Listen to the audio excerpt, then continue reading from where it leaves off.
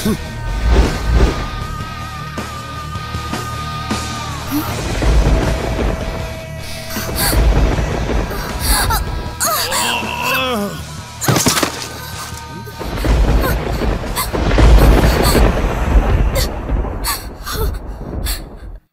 আমার সৎ বোন।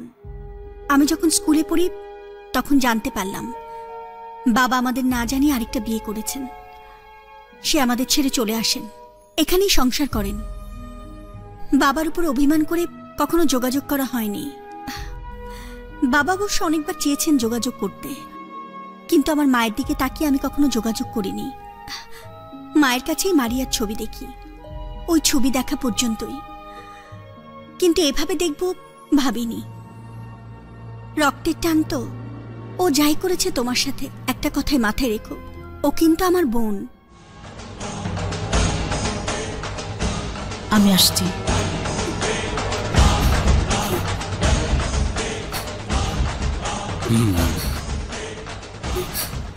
শুধু একবার জানতে চাই, কেন, কি অপরাধে আমার জীবন থেকে 10টা বছর কেড়ে নিলে?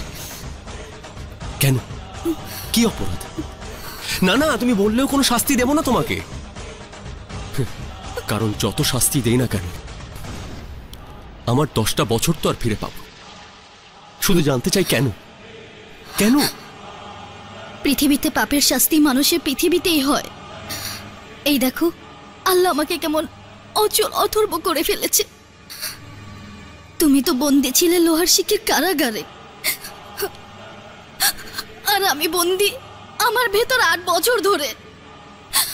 আরে তোমার তো 10 বছর পরে হলো মুক্তি হয়েছে, আমার মুক্তি কিভাবে হবে বলতে পারো? পারো না বলতে? আমার মৃত্যু ছাড়া কোনো উপায় নেই। তুমি কেন বললে আমাকে কোনো শাস্তি দেবে না? তুমি আমাকে শাস্তি দাও প্লিজ, প্লিজ আমাকে শাস্তি দাও। সানি, তুমি আমাকে গুলি করে মেরে ফেলো, আমাকে বন্দিখানা থেকে বের করো প্লিজ, প্লিজ। আমি মরে যেতে চাই, আমি মরে যেতে চাই। আত্মহত্যা করতে অনেক সাহস লাগে, সেই সাহস আমার নেই। আর সেই সাহস নেই বলেই তোমাকে যেদিন পুলিশ ধরে সেদিন আমি বলতে পারিনি তুমি নির্দোষ।